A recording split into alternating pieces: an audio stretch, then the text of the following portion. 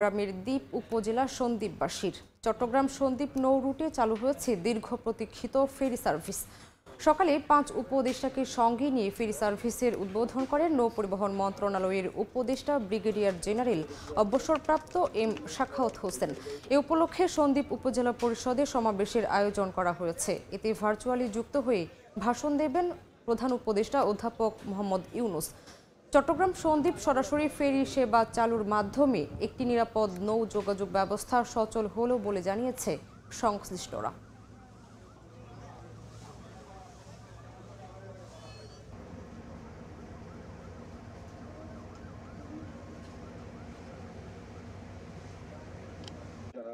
মোহাম্মদ ফাজিল Kabir Khan sir, Faruqui আজম sir উপস্থিত থাকবেন।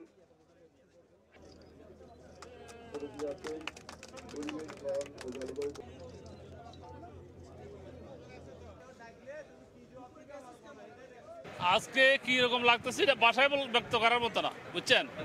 এটা এতদিন যে দুর্ভোগ ছিল এটা অবর্ণনীয় দুর্ভোগ। সন্দ্বীপের মানুষের কাছে একটা নতুন দ্বার উন্মোচিত হয়েছে, তারা বাংলাদেশের মেইন ভেল্টের সাথে সরাসরি যুক্ত হতে পারছে। এত আরামে আমরা ফেরি দিয়া বা গাড়ির সাথে ঢাকা থেকে ডাইরেক্ট গাড়ি আসে সন্দ্বীপ যাবে, এটা কল্পনার বাহিরে। সন্দ্বীপে যে মানুষের এত কষ্ট, 4 লক্ষ মানুষের যাতায়াতে এত কষ্ট, সেটা নিয়ে কোনোদিন কিন্তু আমরা জাতীয় পর্যায়ে আলোচনা দেখিনি।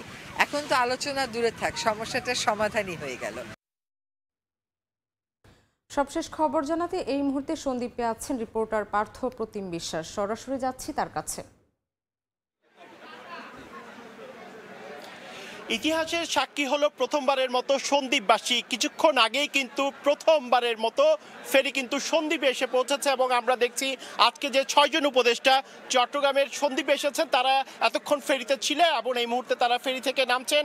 আপনারা দেখতে পাচ্ছেন সন্দ্বীপবাসীর মধ্যে আজকে কিন্তু ব্যাপক উৎসাহ উদ্দীপনা কিন্তু আমরা দেখছি। এত বছরের তাদের যে কষ্ট, তাদের যে ত্যাগ, এবং আমরা দেখেছি বিভিন্ন সময় যে 18 কিলোমিটার দীর্ঘ যে সামুদ্রিক যে পথ, এই পথটুকু পাড়ি দিতে অনেক সময় কিন্তু দুর্ঘটনা আমরা জানি অনেক সন্দ্বীপবাসী কিন্তু প্রাণহানির ঘটনা ঘটেছিল এবং তাদের দীর্ঘদিনের যে একটি দাবি ছিল সেটি হচ্ছে একটি ফেরি সার্ভিস, যে ফেরি সার্ভিসের মাধ্যমে তারা নিরাপদে যাতায়াত করতে পারবে এবং চট্টগ্রামের যে সীতাকুণ্ডের বাঁশবাড়িয়া ঘাট থেকে এই সন্দ্বীপের যে গুপ্তচরা ঘাট, এখানে আসতে কিন্তু 18 কিলোমিটার সামুদ্রিক উত্তাল সাগর কিন্তু পাড়ি দিয়ে আসতে হয়। সেক্ষেত্রে আগে ছিল ছোটমাত্র স্পিড বোট কিংবা লাল বোট কিংবা অন্য কোনো মাধ্যমে অনেকটা জীবনের ঝুঁকি নিয়ে এই সন্দ্বীপবাসীকে 4 লাখ যে সন্দ্বীপবাসী রয়েছে তাদেরকে কিন্তু পারাপার হতে হতো। অন্তত এই প্রথমবারের মতো এই সরকারের উদ্যোগে কিন্তু আমরা দেখছি চট্টগ্রামে ফেরি সার্ভিস চালু করা হয়েছে। সেক্ষেত্রে আপনারা দেখতে পাচ্ছেন আজকে 6 জন উপদেষ্টা কিন্তু এখানে এসেছেন। উপদেষ্টা শাখাওয়াত হোসেন কিন্তু তিনি কিছুক্ষণ আগেই কিন্তু 1 ঘন্টা আগে আমরা দেখেছি ফেরি সার্ভিসের উদ্বোধন করেছেন এবং অন্যান্য যারা উপদেষ্টারা রয়েছেন তারা অনেকেই কিন্তু এখানে সামুদ্রিক যে সৌন্দর্য বা সমুদ্রের যে সৌন্দর্য, সেই নীল যে জলরাশি, সেটি কিন্তু ফেরি সার্ভিসে বসে উপভোগ করতে করতে কিন্তু সবাই কিন্তু এই সন্দ্বীপে এসেছেন। সেই বিষয়টি কিন্তু আমরা এখানে দেখতে পেয়েছি এবং আপনারা দেখতে পাচ্ছেন হাজার হাজার সন্দ্বীপবাসী কিন্তু আজকে অধীর আগ্রহে অপেক্ষা করছেন শুধুমাত্র এই মাহেন্দ্রক্ষণের জন্য, যখন প্রধান উপদেষ্টা ভিডিও কনফারেন্সের মাধ্যমে যুক্ত হবেন, তিনি বক্তব্য দিবেন।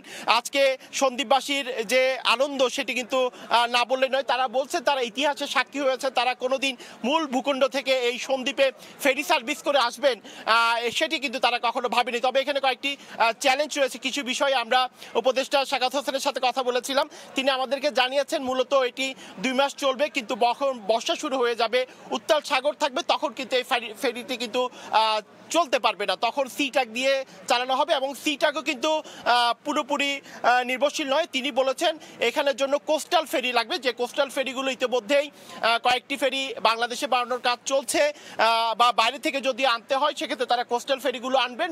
যখন পুরোপুরি কোস্টাল ফেরি এখানে নিয়ে আসা হবে, সেই উত্তাল সাগরেও কিন্তু এই কোস্টাল ফেরিগুলো চলে, পৃথিবীর বিভিন্ন দেশে চলে, এমনটি কিন্তু আমাদেরকে জানিয়েছে। কোস্টাল ফেরিগুলো আসলে তখন সারা বছরই কিন্তু এই সন্দ্বীপে মানুষ কিন্তু যাতায়াত করতে পারবে। তবে যেহেতু যখন বর্ষা সিজন শুরু হতে আরও দেরি আছে, সেই পর্যন্ত কিন্তু এই ফেরি সার্ভিসটি কিন্তু এখানে চলবে এবং যারা সাধারণ মানুষজন রয়েছে, বিশেষ করে প্রতিদিনই কয়েক হাজার সন্দ্বীপের মানুষ যাতায়াত করেন। আপনারা দেখতে পাচ্ছেন আজকে অধীর আগ্রহে তারা কিন্তু অপেক্ষা করছে শুধুমাত্র এই মাহেন্দ্রক্ষণের জন্য, যেহেতু এই 6 জন উপদেষ্টা এখানে এসেছেন সেটি অন্যরকম একটি ঘটনা।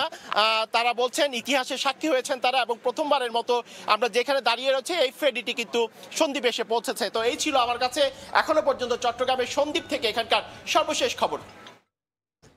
সরাসরি যুক্ত ছিলাম চট্টগ্রামের সন্দ্বীপে।